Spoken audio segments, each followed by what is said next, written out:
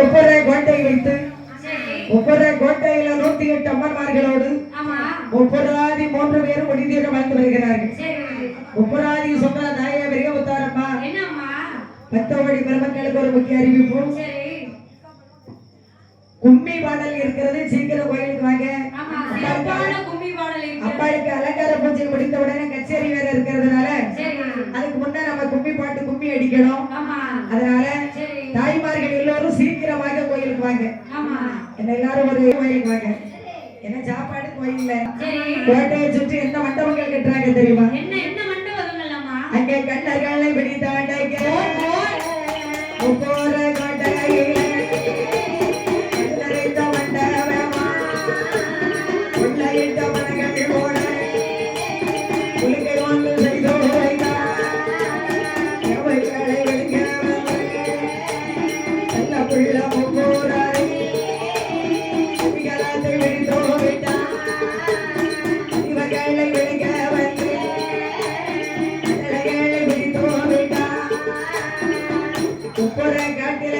கோட்டையில ஒவ்வொரு கோட்டை வச்சாச்சு. கோட்டையை சுற்றி சில மண்டபங்கள் கட்டினாங்க.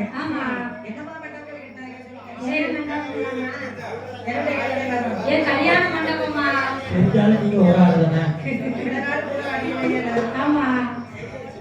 கள்ளர்களை விடித்தடைக்க கழு நிறைந்த மண்டபமா?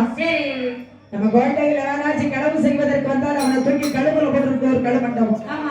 ஒவ்வொரு கோட்டையில யாராவது கொள்ளையிடுவதற்கு வந்தாரு அவனை தூக்கி கொழுவுல போடுறதுக்கு ஒரு கொழு மண்டபம். அன்றைக்கு நம்மள வெளியதள்ளி கதவடைத்தார தேவாதி தேவர்கள்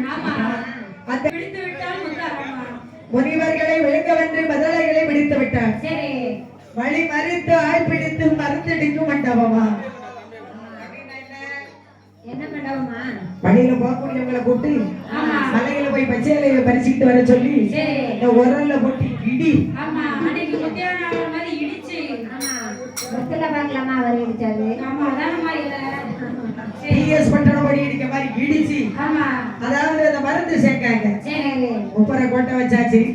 முப்பரை கோட்டையில 108 அம்மன்மார்களோடு முப்பது ஆதி 3 பேரும் ஒளிதீர வாழ்ந்து வருகிறார்கள். வாழ்ந்து வரக்கூடிய நாளைகள் அவர்கள் இப்படி இருக்க அதே ஆதி வள்ளி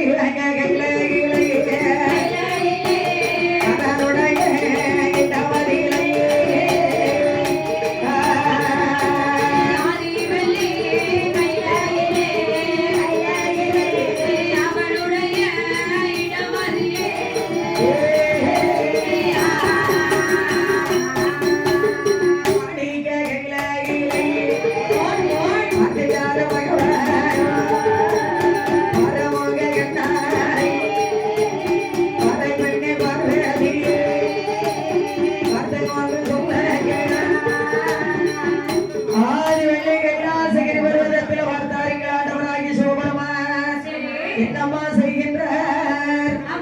என் பெண்ணே பார்வதி பக்கத்து வீட்டுக்கு போறாரான்னு பொறுமையா கேட்க. எத்தனை நாளைக்கு தான் கேட்டு முடிக்க போறீங்களோ தெரியல. இனிமே எங்க போய் சொல்ல? இனிமே அங்கதான் போய் சொல்லணும். எத்தனை சொல்ல? அதாவது சிவபெருமான் சொல்லுகிறார், பெண்ணே பார்வதி சொல்லுங்கள் சுவாமி. தாரிகாவனத்துல யார் வாழ்ந்துகிட்டு இருக்காங்க? தாரிகா அசுரன் என்று ஒரு அரக்க வாழ்ந்து வர்றான். ஒரு கொடிய அரக்கன் வாழ்ந்து கொண்டிருக்கிறான். ஏன் அவனை என்ன செய்யணும்? அவனை வதம் செய்ய வேண்டும். கைலாச தேவக்களை இடுக்க செய்கிறான் தாரிகை. அவை அது கூட சுமக்க சொல்லி கைலாச தேவக்களை மண்டையில அடித்திடுவான். சுமக்க சொல்லி